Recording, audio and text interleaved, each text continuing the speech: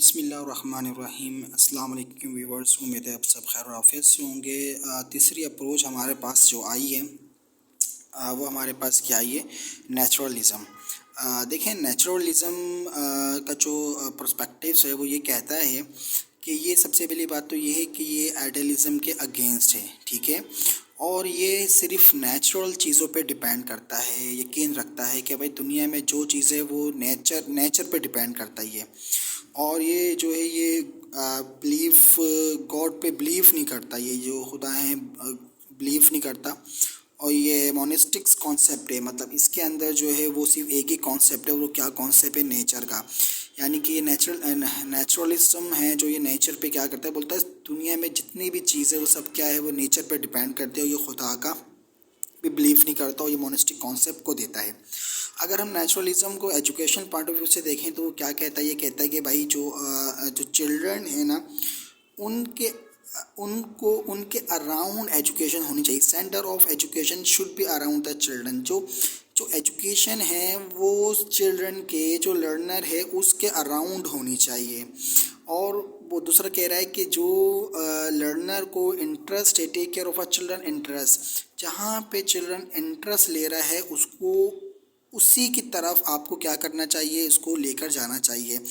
और ये क्या काम करता है, ये based on education should on the psychological.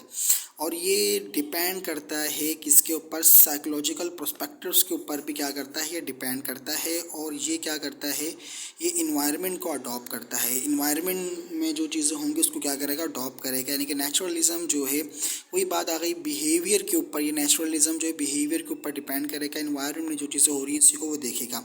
अच्छा, अब नेचुरलिज्म को जो है वो अगर हम इसका कैरिकुलम देखें तो उसने जो है वो 3 हिस्सों में जो है वो एक लर्नर को डिवाइड किया गया है। 3 हिस्सों में इसको कैटेगराइज किया गया है ना। तो पहली टाइप क्या है कि अगर बच्चा 1 से 12 साल की उम्र में होगा, वो ये अप्रोच इसको ये कहती है कि उसको ऐसे माहौल पे छोड़ दिया जाए जहाँ पे कोई उसकी बाउंड्री ना हो, यानी कि नेगेटिव एजुकेशन हो। नेगेटिव एजुकेशन से मुराद ये है कि अगर कोई बच्चा गलत भी काम कर रहा है, ठीक है, रूल्स को तोड़ रहा है, ठीक है, तो आप उसको मना नहीं करें कि आप ऐसा क्यों कर रहे हो, यानी कि लिमिटेशंस बच्चों में कुछ ना हो। फिर दूसरी स्टेट क्या आती है, जब बच्चा 12 से 20 साल का होता है तो उसको फॉर्मल एजुकेशन में आप भेज दिया जाए, जहाँ पे स्कूल्स हैं, कॉलेजेस हैं, इंस्टीट्यूट्स हैं, जहाँ पे बच्चा क्या कर सके, अपनी एक बाउंड्रीज़ के अंदर जो है वो अपनी तालीम को जारी रख सके।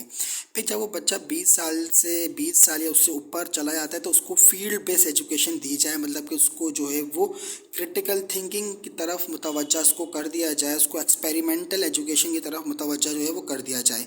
तो ये मेरे ख़्याल से मुझे इम्पॉर्टेंट लग रहा है कि इस तरह ये चीज़ें आ सकती हैं कि नेचुरलिज्म को 3 एजेस में इसको डिवाइड कर दिया गया है।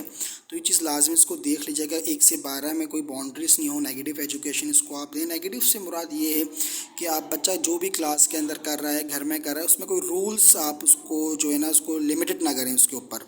दैन अगर हम इसकी मेथड ऑफ टीचिंग पे आएँ इस पर्सपेक्टिव्स के नेचुरलिज्म के, तो इसमें क्या होता है, चिल्ड्रन का इंटरेस्ट है, डायरेक्ट एक्सपीरियंस हो सकता है, लर्निंग बाय डूइंग के थ्रू भी आप टीचिंग मेथड इस पे जो है वो कर सकते हो। टीचर का रोल क्या होता है, टीचर इज़ अ मैनेजर होता है, ठीक है। Teacher provide education environment, teacher जो है वो एजुकेशन एनवायरनमेंट को प्रूव करेगा। अच्छा, इसके एक्सपोनेंट कौन है, यानी कि इसके ऑथर कौन है, रोसो हैं, ड्रॉविन हैं, स्ट्रोल्ड हैं, हैली हैं। तो सबसे जो पावरफुल हैं जिन्होंने इसको ज़्यादा सपोर्टिव किया है तो इस अप्रोच को, नेशनलिज्म को, तो वो कौन है, रियूसिन्यू हैं।